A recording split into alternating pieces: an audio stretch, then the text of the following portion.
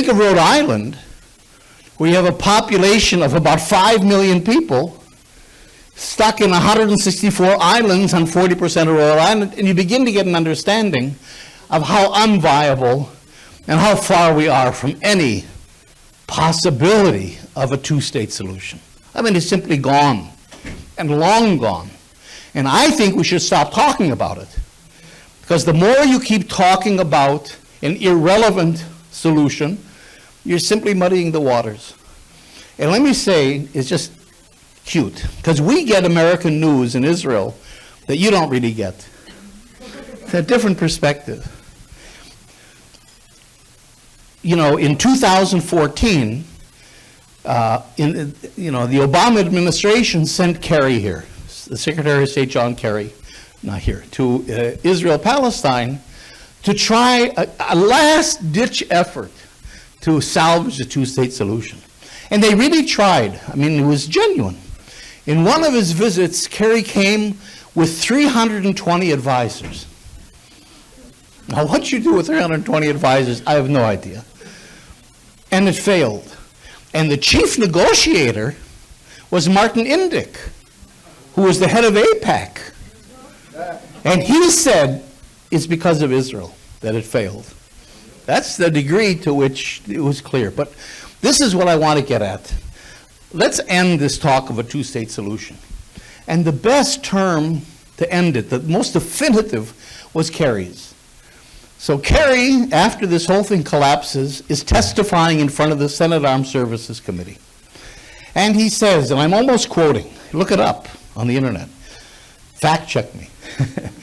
He's saying to the senators, well, you know, so we're sitting down and we've started to finalize an agenda and the issues, the final status issues, and all of a sudden Israel announces the building of 5,000 housing units in the West Bank.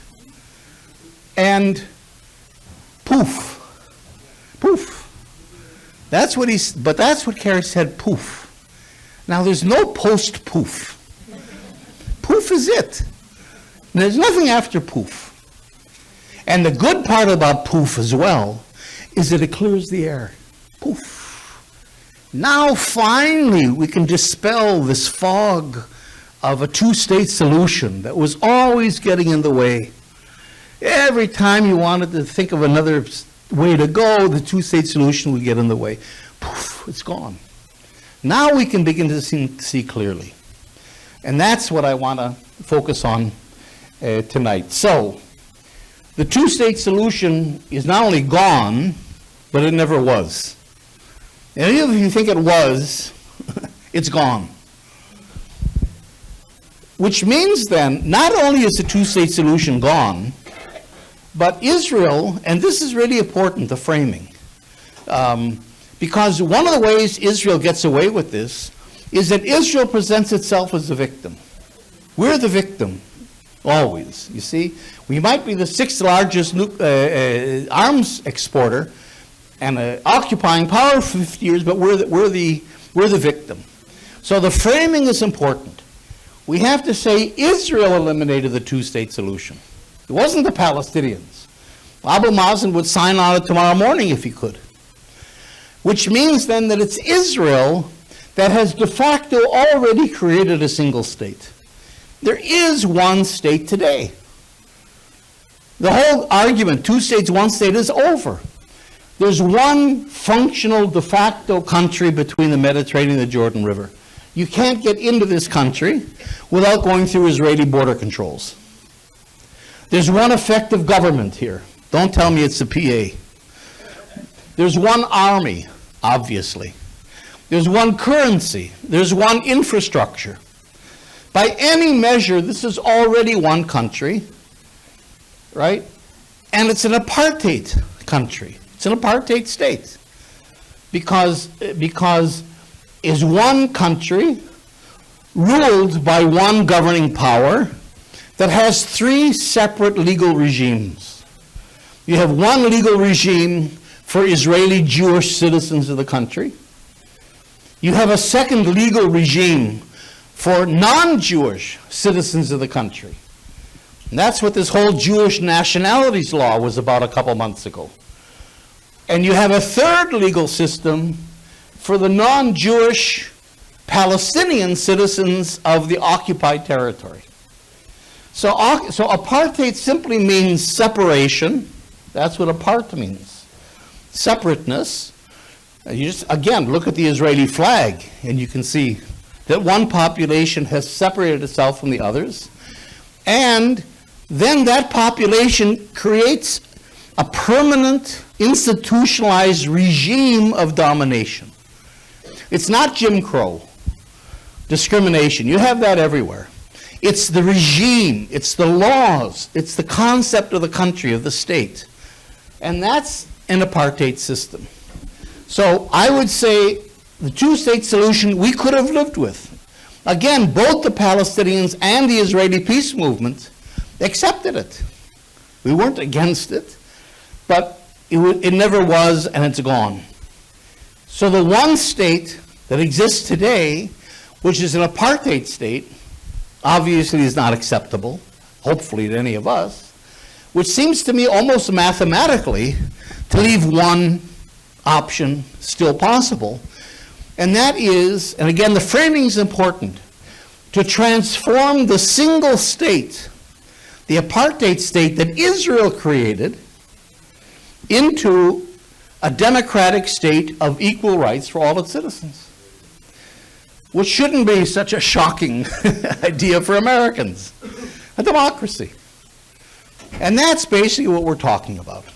Transforming an apartheid regime, and we can show and prove that it's an apartheid regime, into a democratic state of equal rights. So that's what we're talking about.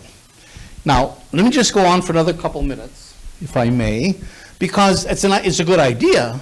And in fact, the one state has been in the air for a long time. But what we've been trying to do over the last year and a half is to really nail down what do we mean? What would it look like? How would it function?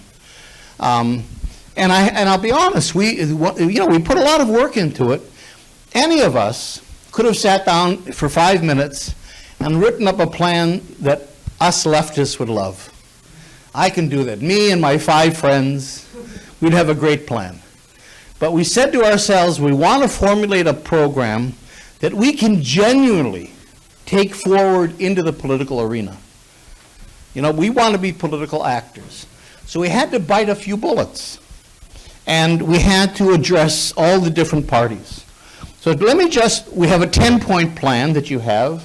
Let me just very quickly talk about 4 points. I promise quickly. And our plan divides up into 2 parts.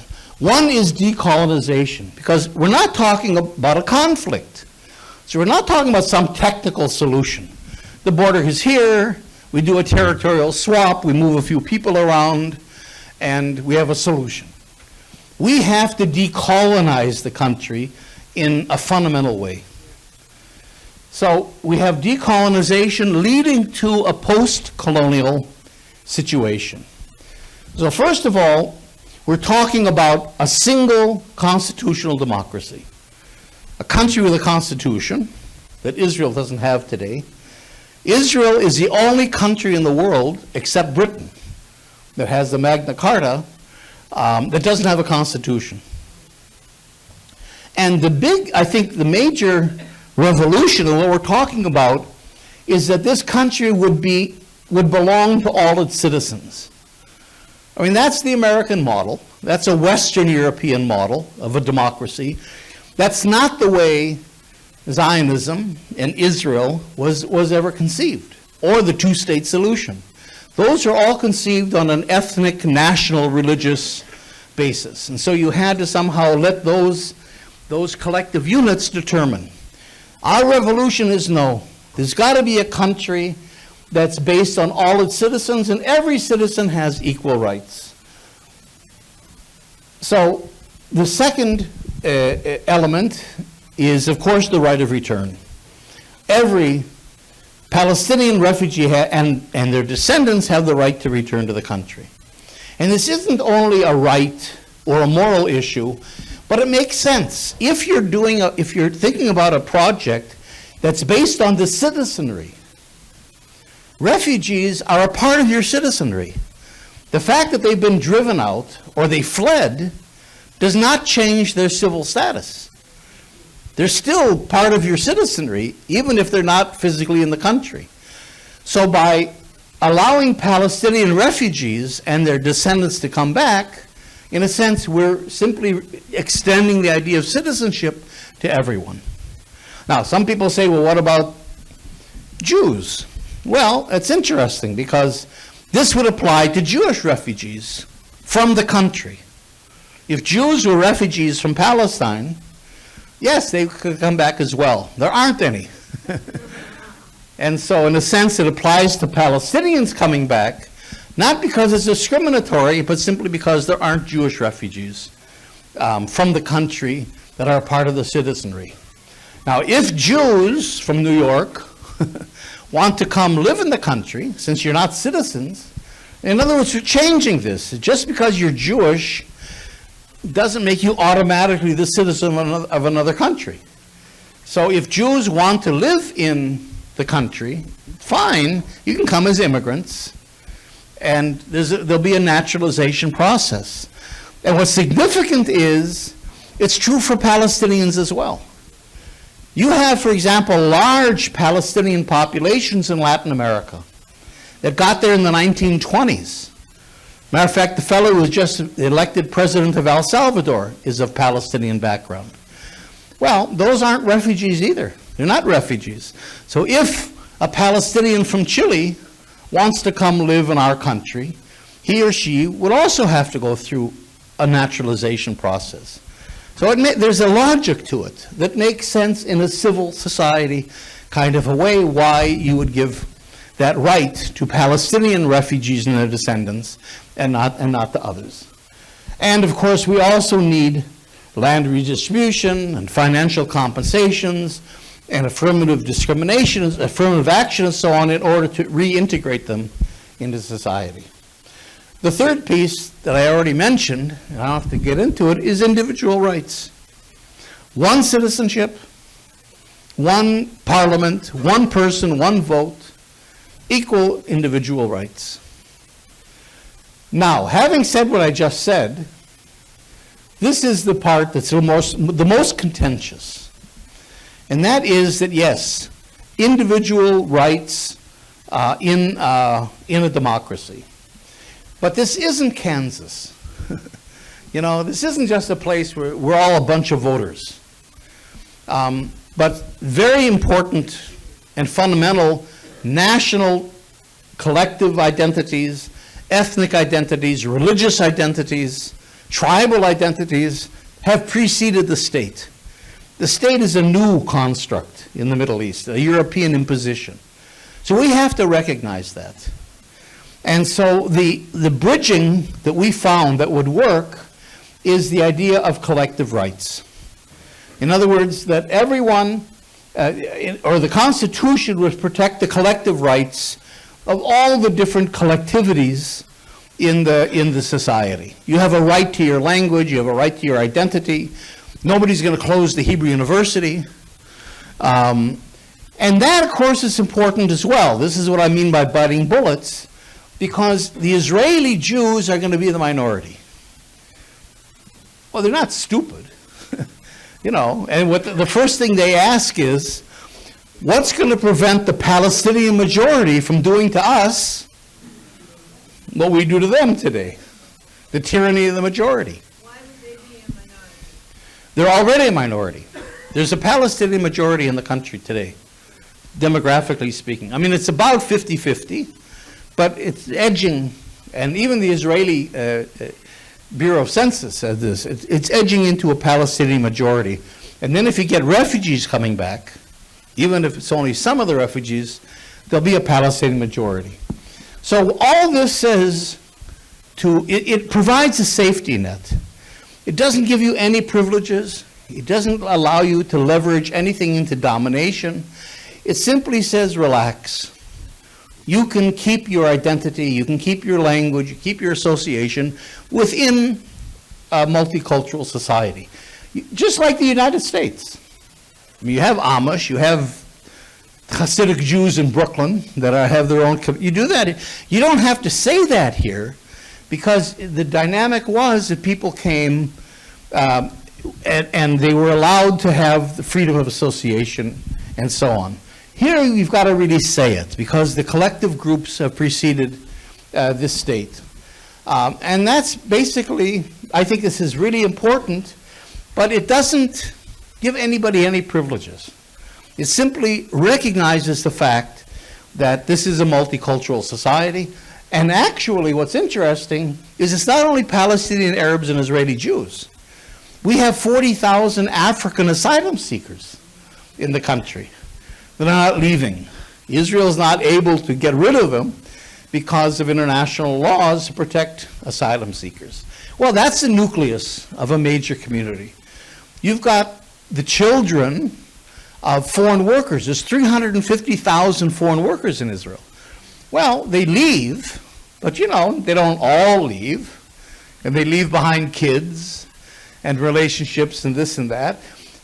A quarter of the kids in first grade in Tel Aviv are what you would call illegal immigrants today. And then you've got 150,000 to 200,000 Russians who are Israeli citizens who are not Jewish and don't want to be Jewish. They call themselves ethnic Russians. And so in other words, the society is much, and plus all kinds of other ethnic groups, as Bedouins and Circassians and Druze and no, Christians and Muslims, and I mean, there's all kinds of communities. Where did the Russians come? The Russians came, you know, after '89. You know, some of them were married to Jews, or Israel wanted very much Russians to come. They were coming to the United States. And so Israel pressed Bush the father, and he closed the United States to Russians after quite a few came. And then they went to Germany. And so Israel pressed Schroeder, who was the chancellor then, and Germany closed up after loading up with Russian. You know, most of the Jews in Germany today are Russian.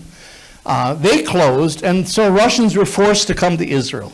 The Russians who are not Jews fall into the Jewish category from the point of view of where they live with Israeli Jews. They go to the army.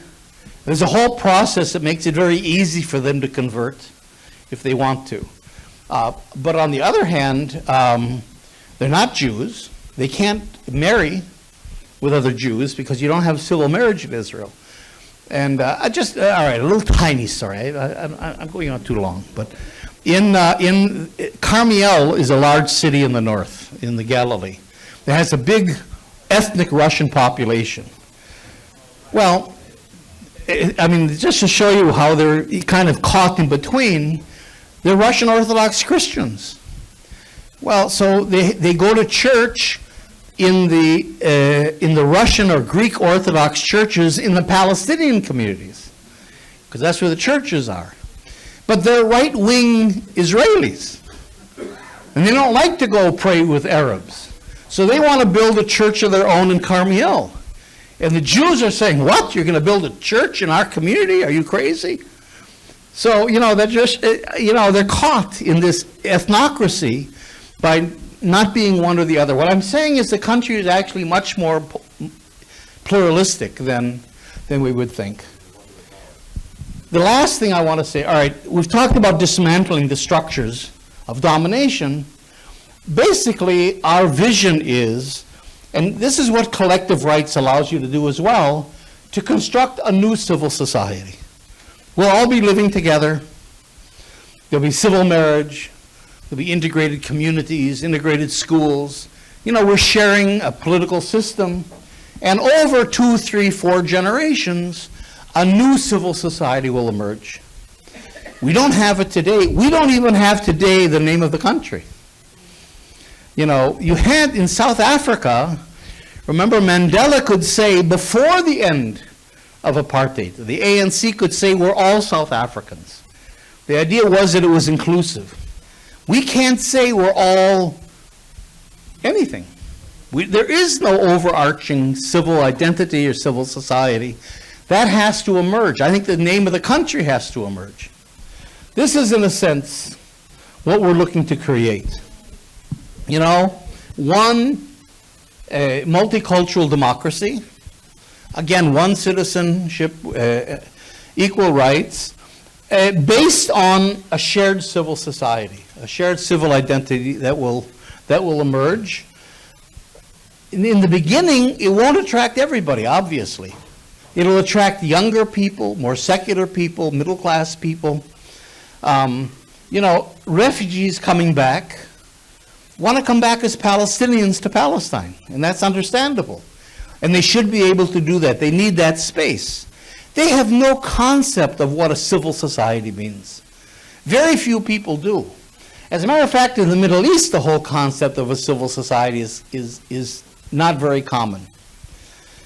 So that, you know, over time, the idea is that this shared civil society will emerge and grow stronger. I'll give you one cute example of what I mean by a civil society emerging. In the rest of the world, outside the United States, football is not the NFL. Football is what you call soccer. And the World Football Association is called FIFA. And in FIFA, in the FIFA standings, the Palestinian national football team is ranked higher than the Israeli national football team. So neither one have managed to break into the World Cup, which is a huge deal. It's like the Super Bowl times 100. Croatia was discovered as a country when it came in number 2 in the World Cup. You know, I mean, it's a huge thing. So can you imagine if our teams come together, that we manage to get into the World Cup? That's precisely that kind of shared experience that builds nations or builds civil societies. But at any rate, we still have room and space for people that prefer to remain Palestinian more or Israeli more, and then over time decide where they want to go. So that's the plan. Let me say one more word about how we get there. Just a word about strategy, because it's a nice idea, and I think we fleshed it out not badly. But how would we possibly get to a thing like that? And I think we still have to talk about that a lot more. All this has to be fleshed out. But we're taking a leaf from the playbook of South Africa. Because South Africa, in a way, was in the same situation. You know, the ANC knew that most of the whites in South Africa were not going to support the end of apartheid. They weren't going to be partners. So the ANC had a strategy of creating an alliance with the international civil society. Churches, a lot of us were involved with that, labor unions, all kinds of groups, in order to, in the end, and then using BDS and using boycotts in all kinds of ways, isolating South Africa to make apartheid unsustainable. That's, I think, what we have to try to do here. Palestinians have to create an alliance with the international civil society. Not governments, because governments aren't on our side right now. You know, so that with critical Israelis being involved, that I think is important, the Palestinians create this alliance, and the international civil society works to change its government policy. So today, for example, the U.S. campaign, which is now called the U.S. Campaign for Palestinian Rights, focuses on American policy in all kinds of ways, but they don't have an ask. There's no, in other words, if you go into a congressperson's office and they say, what do you want? We don't have an answer. And they don't have an answer. We want the end of house demolitions, we want the end of occupation, we want the end of this, but we don't have a political concept. So that's what we're trying to do. The infrastructure is there. You're all here. The U.S. campaign is here. JVP is on board. Code Pink, Sabeel, many organizations are on board. Palestine Solidarity Groups abroad. I did a tour last year of Iceland, the Faroe Islands, and Tromsø, Norway, which is above the Arctic Circle, in February. My winter tour. You know, each of those places has a vibrant Palestine Solidarity Committee. I think the Palestinian issue has reached the proportions of the anti-apartheid struggle. But we don't have an end game, and so we're stuck. We're stuck. And so if we, the stakeholders, this is a Palestinian-led movement, you have some of the names, supported by critical Israelis, if we can insert that end game, that gives focus and direction to all your efforts. You keep doing what you're doing, which is important, but now you've got an ask or a demand or a program that you can bring forward into the political arena. The idea being, again, to create pressures that make Israeli apartheid unsustainable in the end.